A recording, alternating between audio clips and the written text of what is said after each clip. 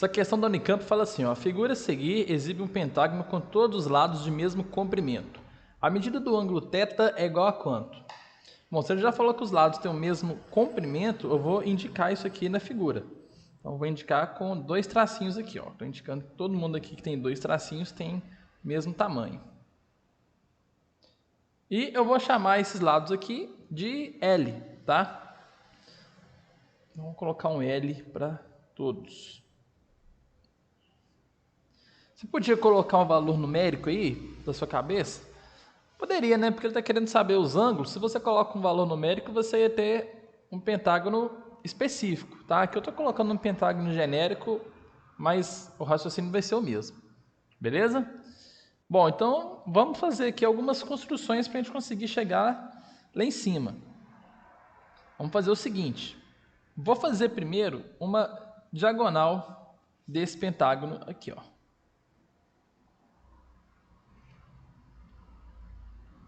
Vamos fazer uma diagonal aqui.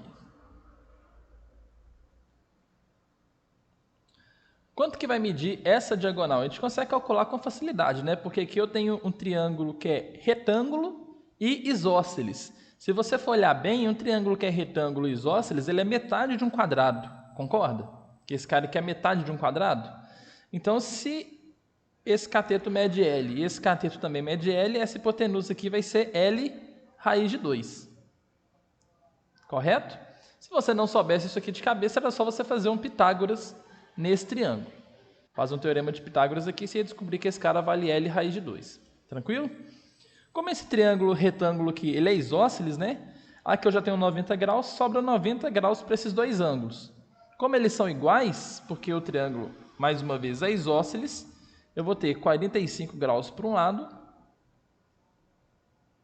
e 45 graus para o outro. Para interar aqui o 180. Deixa eu dar uma marcada aqui, para deixar bem claro esse ângulo aqui.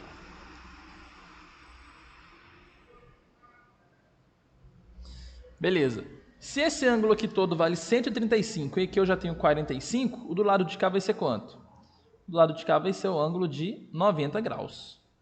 Certo? 135 menos 45 dá 90. Isso daqui me inspira a fazer outra diagonal, que seria essa diagonal que eu vou fazer aqui em cor de rosa.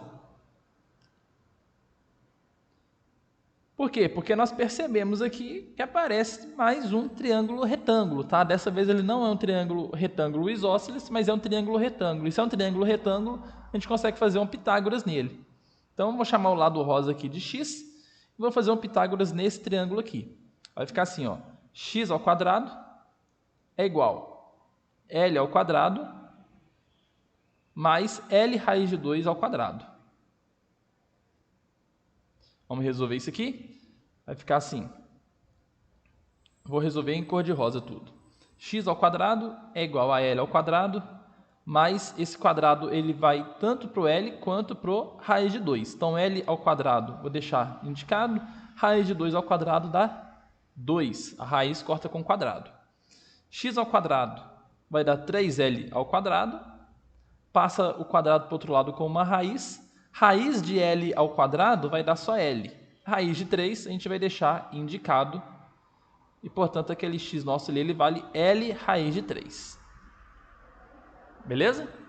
Então esse cara aqui vale L raiz de 3 ao todo. Não vou marcar aqui não, beleza? Bom, chegamos aqui nesse último triângulo aqui de cima. O que a gente pode fazer? Eu tenho esse lado dele que mede L, esse lado mede L e o lado cor-de-rosa mede L raiz de 3. Se eu tenho os três lados esse ângulo aqui, eu posso fazer uma lei dos cossenos nesse triângulo e ver o que é que vai dar. Mas eu vou dar uma ideia que eu acho que pode ser um pouco mais fácil de interpretar o resultado, que é partir esse triângulo ao meio. Quando você tem um triângulo isósceles, é sempre, né? Mas muitas vezes, né? Eu não gosto muito de falar sempre, mas muitas vezes é uma ideia boa você partir ele ao meio. Porque quando você parte ele ao meio, esse segmento que você faz aqui, ó, ele divide o ângulo ao meio, ele divide esse lado ao meio, ele chega aqui fazendo 90 graus, ele tem todas essas características. Beleza? Então, eu quero que vocês considerem só esse triângulo, só essa metade aqui, ó, só esse lado de cá. Ó. Beleza?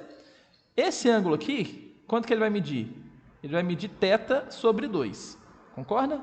Vamos anotar aqui, ó, θ sobre 2. No triângulo isósceles, né, essa seviana, ela divide o ângulo ao meio, então se tudo era θ, aqui é θ sobre 2. Esse segmento aqui, deixa eu dar um destaque nele, eu vou colocar ele aqui com um traço mais grosso. Quanto que ele vai medir? Esse cara aqui, ó.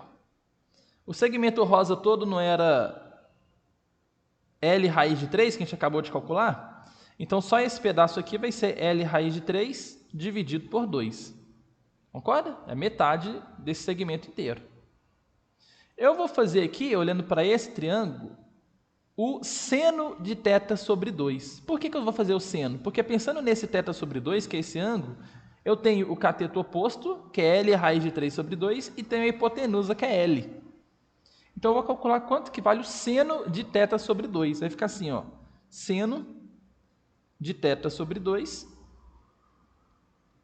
é igual cateto oposto, que é L raiz de 3 sobre 2, dividido pela hipotenusa, que vale L. Pensando só nesse triângulo aqui, ó. Beleza?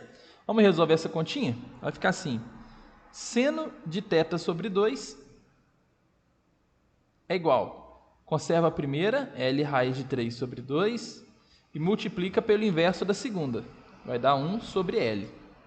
Momento de forte emoção, simplifica um L com o outro, e a gente conclui que seno de θ sobre 2 é igual a raiz de 3 dividido por 2. Isso nos leva a uma conclusão. Pensa comigo. Seno desse ângulo que está aqui dentro do parênteses, o seno desse cara dá raiz de 3 sobre 2. Que ângulo que você conhece que tem seno igual a raiz de 3 sobre 2? Você vai lembrar daquela tabelinha de seno, cosseno e tangente, você vai lembrar que o 60 graus ele tem seno igual a raiz de 3 sobre 2. Então, se seno de 60 é igual a raiz de 3 sobre 2, o que a gente conclui?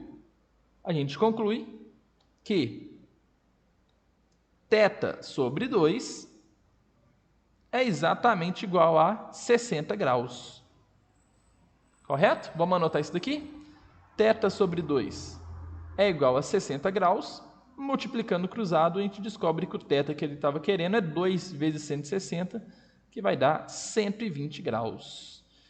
E é o que está indicando aqui na alternativa B de bola. Beleza?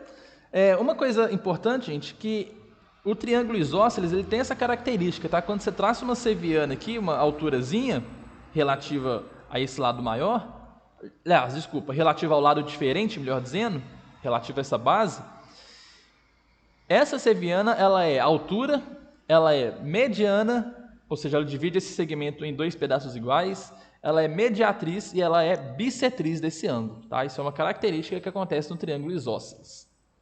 Tranquilo? Então é isso. Valeu, obrigado e até mais.